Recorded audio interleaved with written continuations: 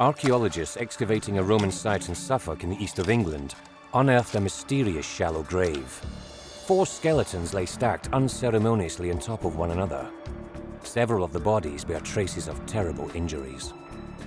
1, if not 2, if not all of the bodies have suffered attempts at decapitation. It does look as if she did have a neck cut and that her head was lolling to one side when she was put in the grave. Is this a brutal case of multiple murder or a sacrificial killing? How could such an apparently savage act be committed against the relatively civilized backdrop of Roman Britain? Archaeologist Martin Brown is used to tackling ancient murder mysteries. He's investigated the deaths of medieval knights in England and Celtic warriors in France. He has now come to Suffolk to unravel the chilling mystery of the 4 inhabitants of the shallow grave. These 4 skeletons are going to send me on a journey into Suffolk's past. We can use the archaeology of the site and its surrounds, and those clues will help us to build up a picture of their lives and of their apparently violent deaths. Violent deaths, which could elucidate our perception of life in the early days of Roman Britain.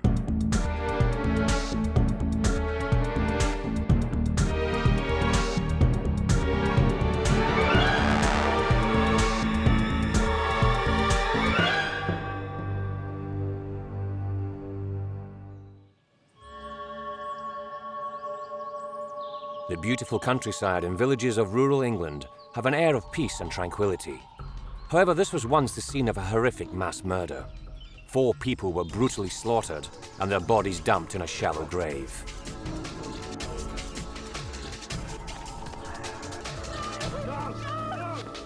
The grave was discovered in this remote quarry, about 170 kilometres northeast of London, on the outskirts of the village of Flixton, near the east coast, a place where Roman settlement flourished.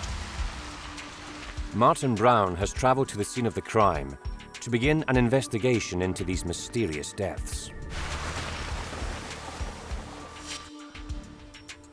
Somewhere near here is the scene of a particularly violent crime. Back in the early days of Roman Britain, a family group appears to have been savagely attacked and hastily buried in a shallow grave. But what's interesting is that 2 of them appear to have been decapitated, and the 3rd one's got a very savage blow to the back of the head. It really does make you wonder what's going on. So, Stuart, is this where our bodies were found? Yes, just ahead of us here. Martin has come to meet county archaeologist Stuart Bolter.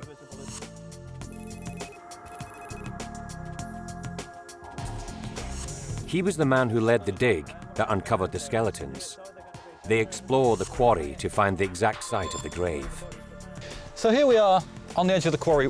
Where were the bodies discovered? Well, just about where we're standing now. It's since been sort of graded down again, but the pit into which the grave was excavated was just about here. The bodies were found by chance as the routine dig was drawing to a close. Well, we were excavating what we thought was a large Roman rubbish pit, sort of shoveling out the material, not sort of digging it in the traditional sort of careful archaeological manner that you'd think of. And the shovel hit upon a lump of bone, which quite clearly was the top of a skull, a human skull. So we then started digging more carefully, lowering the whole area of the pit, and it quickly became apparent that we were dealing with a very strange burial. The one skull turned into 2, and then 3, as you can see in this photograph. Oh, yes. And then finally into 4. There's a 4th body below this. This last body, the one that's gone finally into the grave, that's been thrown in with very little ceremony, that, you know, you can see the way the legs are splayed and the arms are... That's just turfing into a hole, isn't it? It is, and in fact, just turfing them into the hole on top of another body that had been just thrown in beforehand. I mean, it's very unceremonial.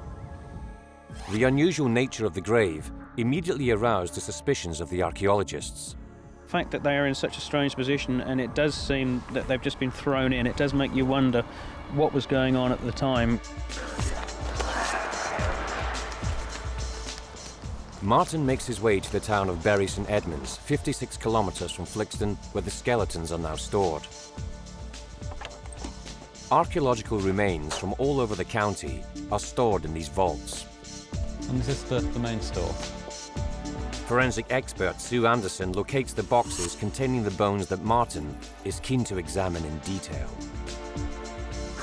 Oh yes, 16 human bones. Right. Close forensic examination of the bones will help him to begin to piece together the facts behind this mysterious killing.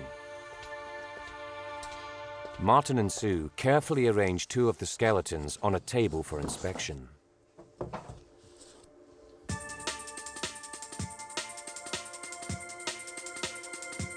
The bones have to be laid out in the correct anatomical position. It's like assembling a 2,000-year-old human jigsaw. The age at time of death can be determined by examining the wear of the teeth and the fusion of the bones. Of the 4 victims, there are 3 adults and 1 teenager.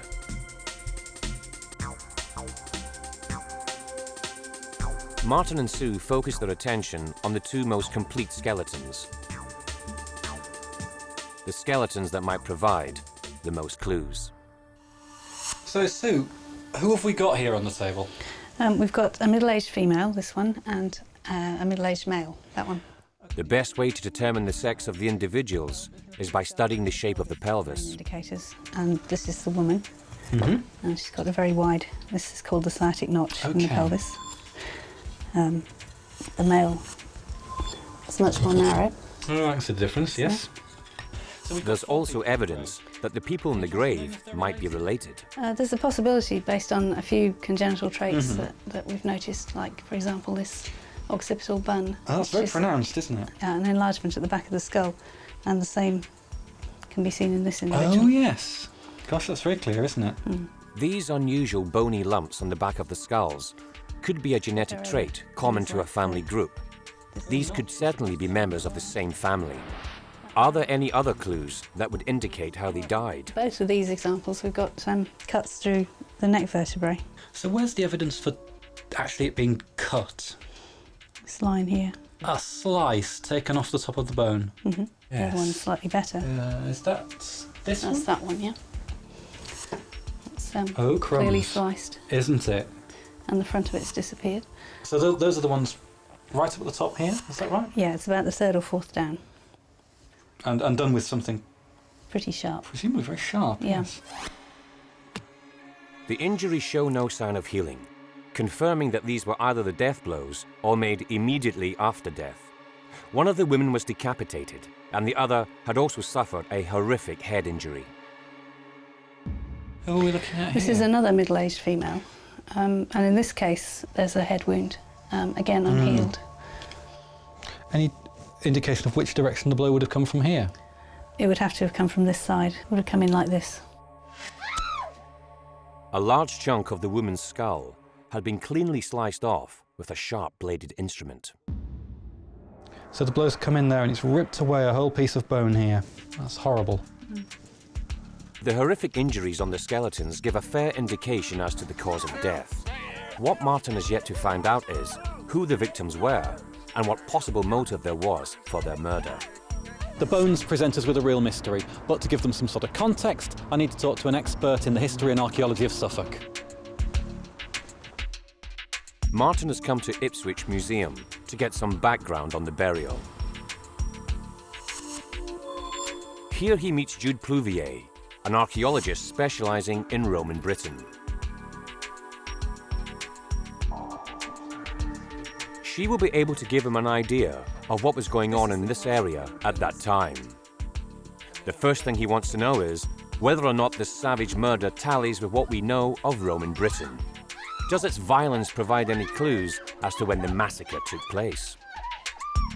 It would be tempting to suggest that it was right at the end of the Roman period when colonisation, civilisation had broken down, and you're getting raiding parties from the continent, piracy, and less control from a government that's breaking down and then leaving. At the height of the Roman period, the warring native tribes had been brought under control.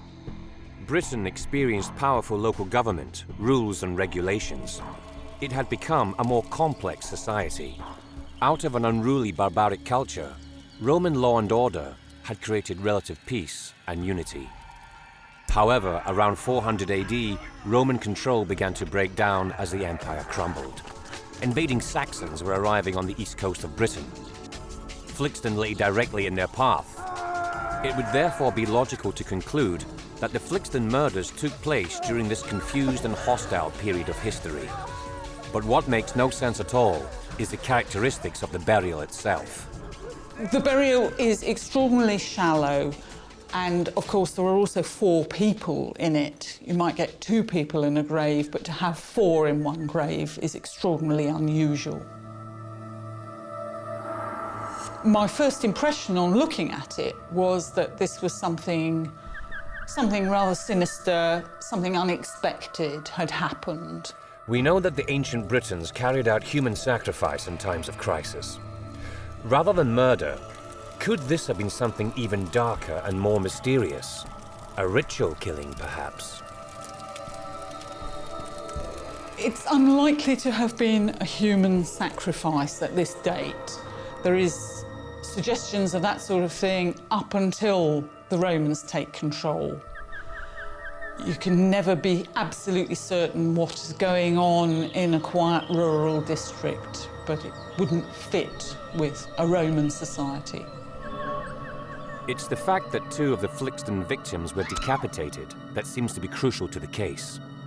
Martin wants to know whether the removal of the head was simply part of a Roman burial ritual. Decapitation does occur in a certain kind of late Roman burial. People were decapitated after death and the head placed in the grave. This piece of information about Roman rites and rituals is vital for Martin and may cast new light on the case. But the head is very definitely removed and displaced. Yes, it's usually between the knees or down by the feet. That's the common thing. Also, ritual burials during the Roman period often contained other ceremonial trappings, such as the interment of pots and offerings along with the burials. None such artifacts were found in the Flixton grave, making this burial seem ever more puzzling. Was this a Roman ritual burial, or was something more sinister going on?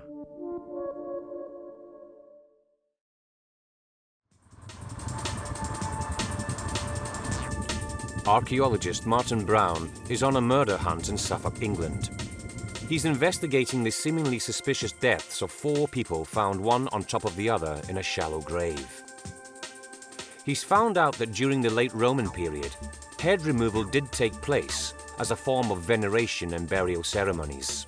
He's convinced that the unceremonial burial of the Flixton 4 smacks of something more sinister.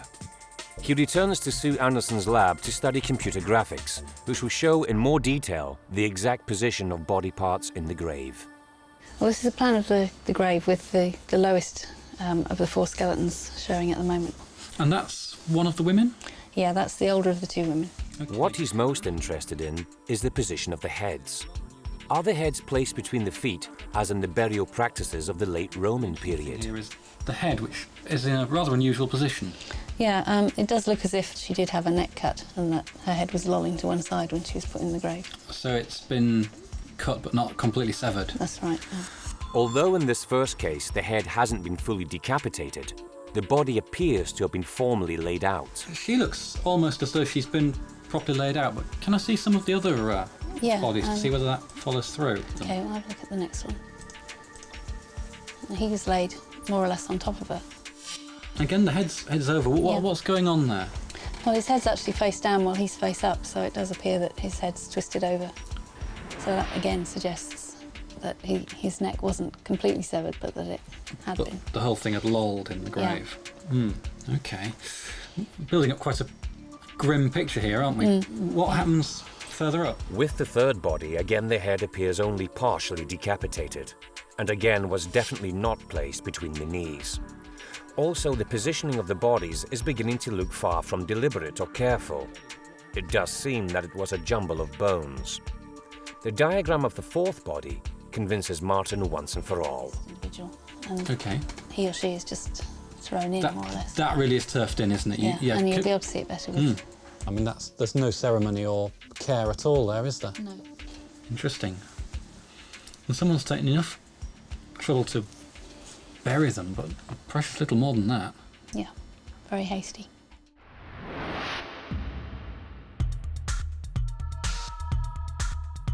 Martin can now rule out any notion of ritual burial. Foul play seems a more likely scenario. This isn't what you expect as an archaeologist. The bodies haven't been laid out in nice, well-cut graves. There are no grave goods. It's a shallow grave with 3 bodies laid in and the 4th one just thrown in on top. The other thing we can say is it's probably not full-on ritual because of that business with the heads not being detached, but not being attached. I think we're being pointed towards the verdict of foul play. Martin is now convinced that he is on a murder hunt. So where does he go from here if he's to find out why these people were killed? Radiocarbon tests have come back giving an accurate date for the killings, but creating even more of a puzzle. We've had the carbon-14 dates, and instead of backing up the Dark Age date that we'd hoped for, they're actually pointing us earlier, into the Roman Empire. Now that creates a whole different scenario, because this isn't a period when you expect to see this sort of violent death.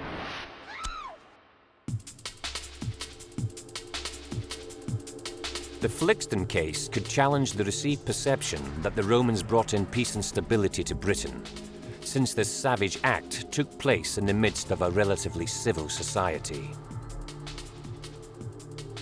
The Flixton Four were neither sacrificial offerings nor victims of invading Saxons. They were most likely murdered. But the mystery remains. Why? The bones themselves may also throw up more clues. If Martin can figure out the identity of the victims, then he might be able to find out why they were murdered. I think it's worth revisiting these skeletons, and I've come back to have another look because we're still not getting all the information from them that we could. If we can find out more about them, about how they lived, about who they were, whether they were important, all those sorts of things, and then if we can marry that to how they died, then I think we'll be somewhere down the line to finding out what their death is about, where it fits into history, and who they are. Hi, Sue. Hi.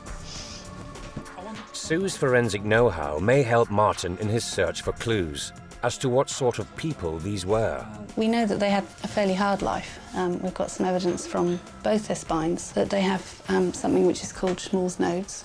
If you look at these, they're actually quite big ones compared to most that you see. See them here? Right, yes, I see. Dimples in the vertebrae. And they run all along the spine. That's the archaeology of a bad back, basically. Yeah. This accumulative wear on the spine shows that these were people who did repetitive, heavy labour. There are similar signs of wear and tear on the body of the adult male. The man has got an interesting lesion in his elbow. You can see here this ulnar is very much enlarged compared to this one.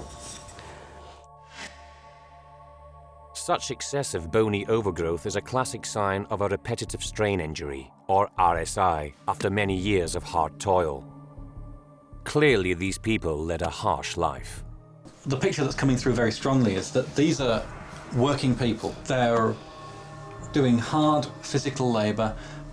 So if we are looking at Roman bodies, these are the people who are keeping the villas going rather than the people living in the villas themselves. Yeah, that's probably true. Yeah. If Martin can find out more about what these people did for a living, he may be able to establish a motive for their murders. He returns to the scene of the crime in search of more clues. I'm just a matter of metres from the burial site, and as you walk across the field you can pick up handfuls, literally, of Roman pottery of the right date for our burials, and it just does make me wonder, is this a clue towards the identity of the 4 skeletons? The existence of so much pottery on the site could be the key to understanding their deaths. Jude Pluvier has some vital information. Well, interestingly, within a very short distance of where we found the bodies, we also found Roman pottery kilns. At last, a picture is beginning to emerge that could tie in with the pathology on the bones that Sue pointed out. The repetitive strain injury on the elbow and the fact that the bodies were found on a pottery site lead Martin to a possible explanation as to who these people were. The kiln could suggest that the 4 bodies we've got from Flixton are potters. And certainly if you look at the bones, these are people who lived hard lives, they did hard physical labour, and the man has got that enlarged elbow, which comes from repetitive activity, like working on a potter's wheel. When the Romans arrived in Britain, the demand for pottery soared dramatically. Jugs, vases, pots and oil lamps were produced on a large scale. The Romans sometimes brought in potters from abroad to meet the demand. So if our victims were potters, it's quite possible that they were foreigners too. If they are potters, that's interesting. These people are the rough end of Roman society. Not only are they itinerant, they're also regarded with suspicion. Because what they do is they take mud and they use fire to make pots. It's magical. In a world before the science that we understand, that's the sort of thing that puts you on the margins of society, if not makes you an out-and-out outsider. An outsider in any society is vulnerable to attack for no justifiable reason. Perhaps the Flixton Four were set upon by locals, venting their prejudice in the extreme. The likely murder weapon supports this theory. Forensics confirmed that the injuries were caused by a sharp instrument. It is unlikely that a sword or dagger was used, as the Roman authorities had banned the carrying of such weapons. It is more probable that local villagers killed the Flixton Four using agricultural tools as the instruments of death. Within a Roman province, you wouldn't be allowed as a civilian to carry weapons. So we're probably talking about something that had a domestic use. We're talking about things like knives or cleavers or scythes, iron tools that were in use. Martin returns to the site of the grave, his journey having come full circle. He is now confident that he's been able to explain the significance of the shallow grave at Flixton. The commonly held perception of Roman Britain is one of a time of civilization. But if we look at what the archaeology here at Flixton tells us, I think we have to recognise that sometimes that civilization is nothing more than a very, very thin veneer.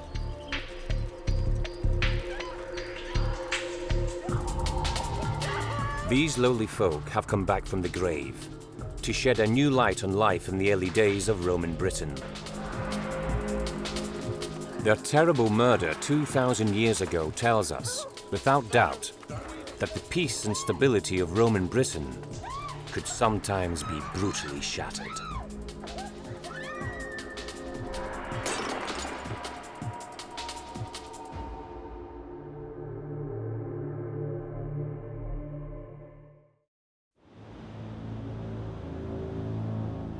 Amongst the barren sand dunes of the west coast of Holland, archaeologists carrying out a routine study made a major discovery. They unearthed a shallow grave containing the remains of 12 men, women, and children who had all died at the same time. The macabre bones dated back to the Bronze Age, a peaceful time among peoples living in this area. First impressions showed they had not died a natural death. One of the children appeared to have been decapitated. What had brought about their premature deaths? A disaster? An accident? Perhaps murder? It looks very much like an intentional blow, but it won't have been lethal. The skull of the child was separated from the rest of the body, but why and how, that's a mystery.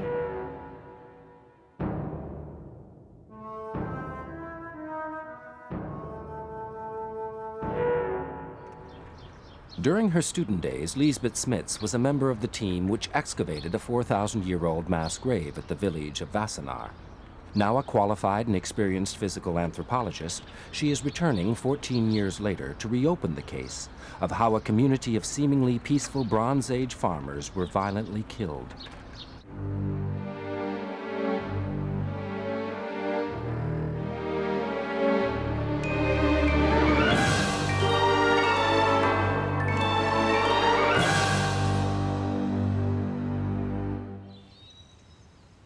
Less than an hour's drive from Amsterdam, this well-landscaped small housing estate appears tranquil and untainted. But beneath the neat lawns and paving stones lies an ancient, terrible mystery. Last time I was here, this was a field, and these houses weren't there. Then I was taking part in an excavation of an ancient burial site dating from the Bronze Age. This stone commemorates the exact spot of that grave. And these pictures here on the pavement show how the people were positioned in that grave. 12 men, women and children were buried here under mysterious circumstances. I want to find out who they were and what happened to them. Situated on the northwest coast of the Netherlands, Wassenaar is a short drive away from Amsterdam. It lies between the bleak, windswept sand dunes skirting the North Sea and the quaint picture postcard town of Leiden. The town is centered around a network of picturesque canals. Behind its seemingly sleepy exterior lies a bustling student community. And it was archaeology students from the university who discovered the skeletons in sandy soil on the edge of Wassenaar village, scouring the land before housing construction. Lisbeth makes her way to the National Museum of Antiquities archive, where the skeletons are stored. Although she was one of the first people to study them, she has not seen the skeletons for years. Can the contents of these boxes speak to her across the centuries and reveal the true nature of their fate?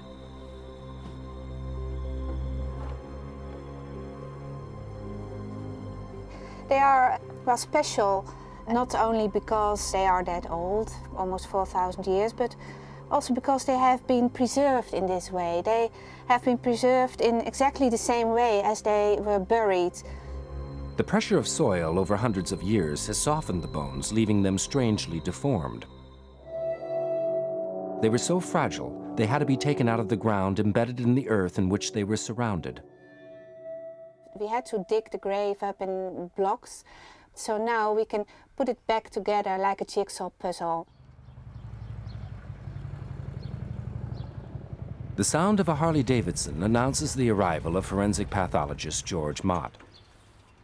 George worked on the team investigating war crimes in Bosnia.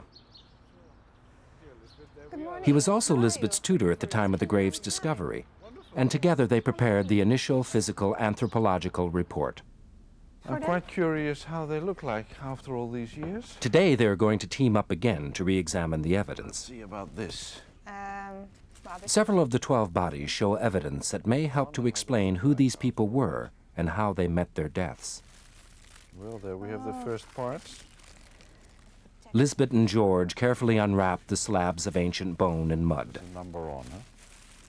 By placing them together in their anatomically correct position, they can perform a forensic study of the remains. The shaft is broken, but can be put together again. However, the skeletons have been greatly deformed while lying underground for hundreds of years, giving them an eerie appearance and making the analysis more difficult. Was this leg as well? Yes, it's tibia. Like it is frequently seen in the Low Countries, is that the material is deformed during its stay in the ground because of pressure, and the bone gets soft. And you have to take that into consideration when you assess the changes which you would like to interpret. They begin with one of the adults found. The first thing to determine is the sex. Well, one of the things which strikes me now is this enormous width of the ischial bone. Mm-hmm. It is most likely indicating this is a male individual. Male person, I agree. The scientists begin to piece together the fragmented bone, but can they solve the mystery behind these ancient deaths?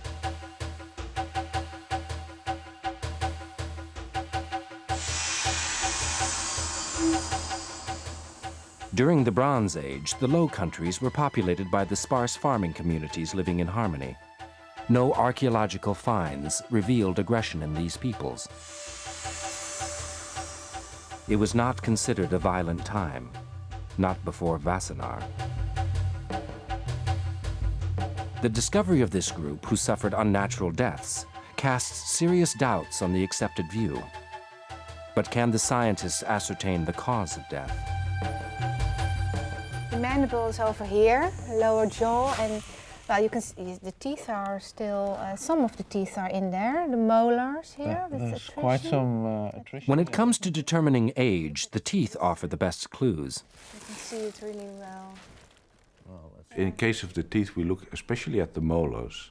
They wear down because of the use during chewing and mastication, and that wears off the enamel and shows the, let's say, the bone inside the teeth, and that makes the surface pattern change.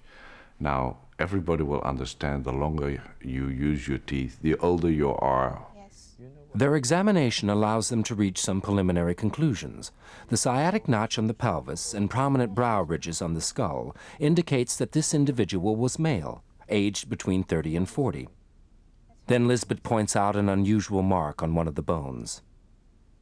Here, this looks suspicious. This is not natural. There's a big piece missing here. The shape looks like a cut, yes. I wonder, since there's a little fracture line here, if during the death the jaw hasn't been broken.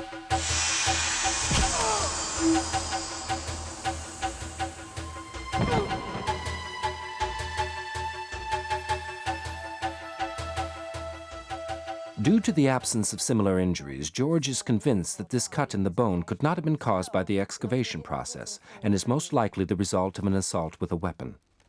The cut has an interesting crack here in the mandible in the direction of the tooth socket, which is a weak structure. It is, and yes. the jaw might have broken because of the impact of that blow. The other aspect is... So did this man die as a result of a Bronze Age fight or battle, being struck in the jaw with a weapon?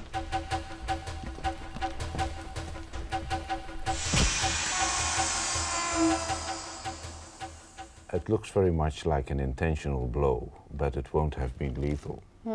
But it would have, since it has hurt his jaw, stopped the debate. This man's death would have been caused by injuries to the soft tissue, which cannot be detected on the bones. But it definitely is a sign of violence. It looks very likely.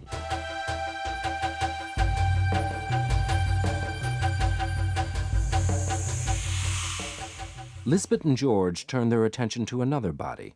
Can this second body give them more clues as to how and why these people died? That's beautiful. Looks like he's sleeping, with all these papers around him. What will this body reveal about the death of the mysterious occupants of the mass grave at Wassenaar? Lisbeth and George gingerly take the ancient bones, still fused to the grave soil, out of the storage boxes.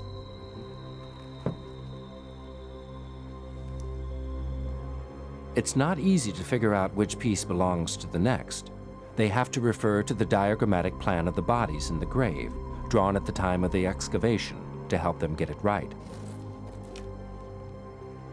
By piecing together the skeleton sections, slowly a ghoulish picture emerges of another victim of a terrible mass murder. Well, there's quite a lot to be seen here. I see a very strong, well-developed zygomatic bone with a marginal process, which is also very much a male feature. Examination of the skull and pelvis confirms the sex of this individual as male. Again, the wear of enamel on the molar teeth indicates his age when he died. It's much more severe, huh, Yes, the it's attrition? more than the other one. Yeah. Lisbeth points out damage to the skull that might give a clue as to the cause of death. Here there seems to be some kind of damage also on the skull, on his frontal bone. Yeah, And, it looks very similar to what we saw on the other skeleton. And again, it is an infliction which didn't kill the person. I mean, I think it hardly, if ever, perforated the skull. But it is another clear sign of battering. As with the other body, these hack marks and chips out of the bone appear to have been caused by an assailant's weapon. On one of the skulls, the same injury was found. The form was exactly the same, even the depth was very similar. And so the impression was already there from the beginning that a same sort of weapon, I suppose, must have been used. Can these head injuries provide more insight into the deaths of the two men? The wounds were not serious enough to be lethal to the person. And so they must have crippled the person and made his own defense very difficult. And because of that, his chance is very slim to survive the fight. And so they were killed off at the end. Killed off then by injuries to the soft tissue or vital organs. Injuries that would not have been visible on all that remains of the bodies, the bone. With a third body, there is something which does not seem to belong. Well, here's the skull of a young child, about 3 years old, something like that. And well, it's not in the position it should be because its head is on the chest of the man beside the child, this person here. Yeah. And the body of the child was well, more over here. So it's not in the right place. It has been, well, separated from the rest of the body, but why and how, that's a mystery. The rest of the child's remains are too fragile and fragmented to lay out. But the diagram recording the grave at the time of the excavation clearly shows the placement of its body. The baby's head is clearly seen lying on the chest of the blue body. The lower jaw is still lying in its anatomical position next to the vertebrae. Could this be decapitation? George can't be certain. Decapitation is done intentionally and the sword comes in horizontally. If coming in too high, you could imagine it would slice off the head from the mandible still fixed to the neck, and then it would topple off and be separated, although this is a very exceptional situation. So I tend to say we can't solve this one, not definitely anyway. The forensic examination of the skeletons has certainly answered some questions. When they died, these people were healthy, of normal stature, showing no sign of disease. They died in the prime of life. But the question remains, how and why did they die? There are several injuries found on the bone made by a sharp instrument that indicates violent conflict. But another object also found in the grave provides Lisbeth with a vital clue. There is one piece of evidence which has been found in the same grave with these people, which also points in the same direction of probable common violent death. Found lodged in the chest cavity of one of the skeletons was this flint arrowhead. But who would have fired it, and why? Lisbeth makes her way to the Leiden's National Museum of Antiquities, home to an impressive collection of Egyptian war reliefs, statues and tombs, Roman and Greek sculptures and friezes, as well as a variety of Dutch Bronze Age tools and weapons. Here she meets Bronze Age weapons expert David von Scheen. How are you? Can he shed light on what instrument may have caused the cut marks on the bones, which may have not been the cause of death, but was certainly disabling? Could an arrowhead like the one found in the grave shed some light? David, what can flint arrowheads like this one tell us about these people? Well, flint arrowheads like this one are very skillfully made. They're very special arrowheads. They were used in hunting, but also in armed conflict.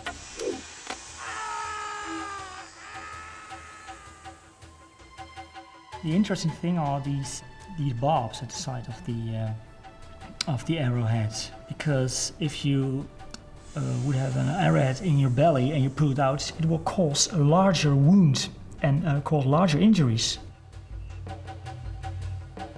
But could an injury made by the arrowhead have been the cause of death? No, I don't think so, only if it would hit a fatal organ or something. But I think the real killing was in close contact with other objects. Forensics concluded that the hack marks on the bone were not fatal injuries, but were certainly disabling. But the weapons used to mark the bone may also have been used to kill the victims, being thrust into the vital organs and soft tissue. What could the murder weapon have been? Perhaps a warrior's sword?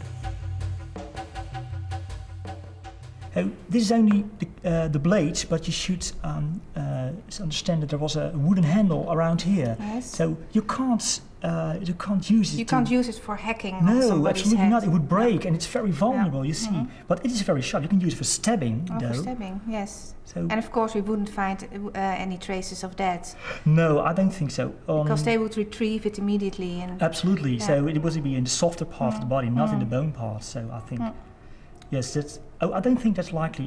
That it was a sword. No. So if it wasn't a sword that had made the hacking marks on the bone, could it have been a spear? It's basically, as you can see, it's an object for stabbing, and it can be very deadly in stabbing. But I don't think that it is possible to cause real heavy cut marks with a blade like this one. Yeah. So you see, I don't think it's likely. I think the most likely object to have caused such wounds is a battle axe, bronze axe, like this one, for example. It's a very heavy implement. You can use it for cutting down a tree, but you can use it for killing an enemy as well. And you use some force.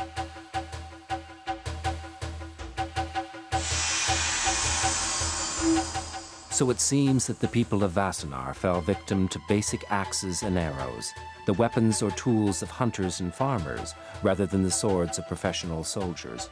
But who were they in conflict with, and why?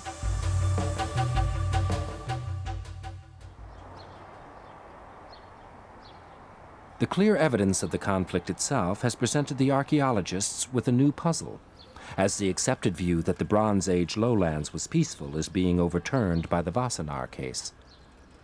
it's really important to find out what happened here and why did it happen and who were these people who were buried here. So I think it's really time to reconsider our view of that part of history. Lisbeth returns to the university in Leiden, where she was a student at the time of the grave's discovery. She discusses the possible causes of an armed conflict with Professor Lindert Luwe Quemens, an expert of Dutch ancient history. First, he describes to Lisbeth the distinctive layout of the bodies in the grave. First we thought it was just a mess, people thrown over each other, but then we found that the eldest men were in the middle, here in the center. These are the oldest men, and then here in the corner you have this little baby and a young woman. This community clearly observed organized rituals and customs. These were very simple, very modest farmers, especially cattle herders, cattle raisers.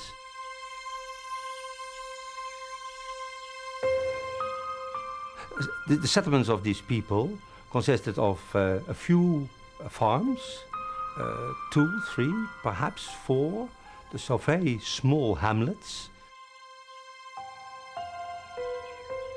We know from wooden finds that they were capable carpenters. They were capable of building large farmyards.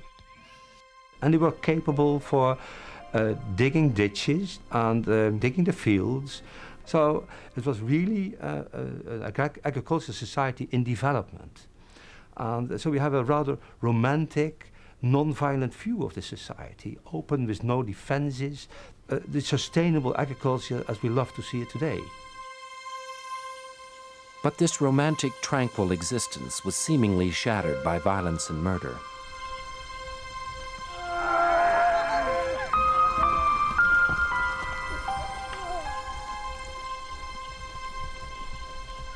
The evidence from the grave at Wassenaar challenges the accepted view of life in Holland during the Bronze Age. Rather than a scattering of peaceful farming communities, the grave opens up the possibility that this lowland region may also have been inhabited by rival warring tribes. Professor Luwe Quemens suggests a possible scenario that may have caused the deaths of the 12 people, an attack by cattle raiders. Raiding you do to remoter people, and it's not with your neighbors, but people some days traveling away. And in this cattle farming society, I think this raiding is a very plausible option. Cattle were a highly prized source of food and wealth. A fight to the death in order to protect the community's herd seems entirely possible. Cattle were not always stolen from one community by another to enhance their wealth. Such raids were sometimes carried out as a show of strength or simply for excitement. Who might these latter-day hooligans have been?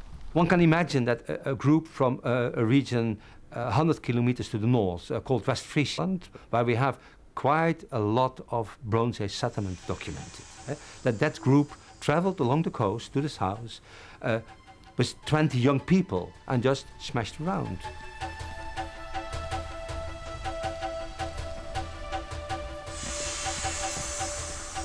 And before leaving to West Frisia again, taking the young females with them, they just killed others.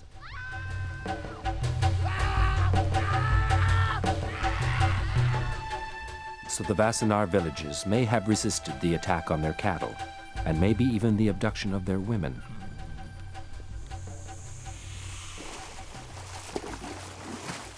We have no proof of it. The only proof is the burial. And we have to translate this silent evidence.